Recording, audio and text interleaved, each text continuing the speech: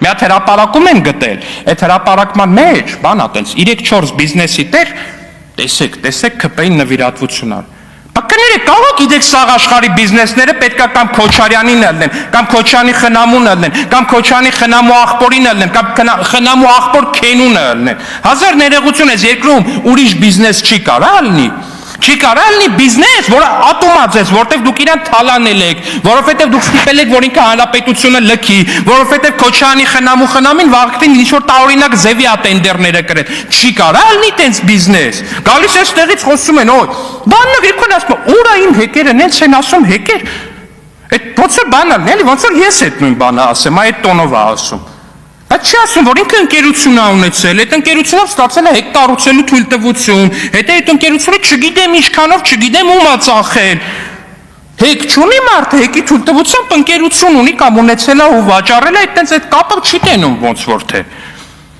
Ու կամ էլ թե բա իմ խոսքը դուք չեք կարողանալու լրացնել, ախր այդ Տիկին Գրիգորյան, այս կյանքում Հայաստանի Հանրապետության քաղաքական դաշտում երբեք ու ոչ մեկ չի փորձել լրացնել օյեկին։ Դուք օյեկն եք, դուք մեր օրերի օյեկն եք, դուք մարդ օրինաց երկիր կուսակցություն եք, դուք մարդ օրինաց երկիր եք։ Օյեք, ասենք դա ձեր բանն է, կարաք ձեր համար անհատական լոգո ստեղծեք, օյեք, այդ դուք եք, որովհետև դուք ստեղ ձեզ արդարության մարտիկի տեղ դրած, իրականում, ինչ եք արել, էլի ընդամենը, քաղաքացիական պայմանագրից փախել թռել եք Վահե Գրիգորյանի քաղաքական թիմ, հետո Վահե Գրիգորյանի քաղաքական թիմից թռել մտել եք էլի Քոչարյանի թիմ։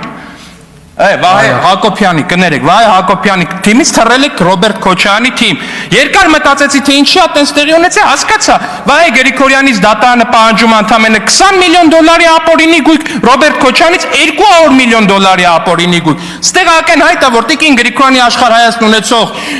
քաղաքական գործիչը ակնհայտորեն պիտի ընտրեր այն մարդուն, ով ավելի շատ փող ունի, ումից ավելի շատ ապօրինի գույք ա պահանջում։ Տիկին Գրիգորյանի ընտրությունը պետք է ասեն,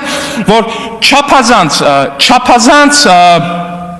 կանխատեսելի էր, հարգելի գործընկերներ, բայց ստեղ լկտիությունը մի ուրիշ չափերի ու ուրիշ մասշտաբների է հասնում առհասարակ, որտեղ ձեզ թվում է, թե դուք կարաք գաք այս ամբիոնի մոտ թոշակներից խոսակ, դուք կարաք այս ամբիոնի մոտ թոշակներից խոսակ, չեք կարա դուք այս ամբիոնի մոտ թոշակներից խոսակ։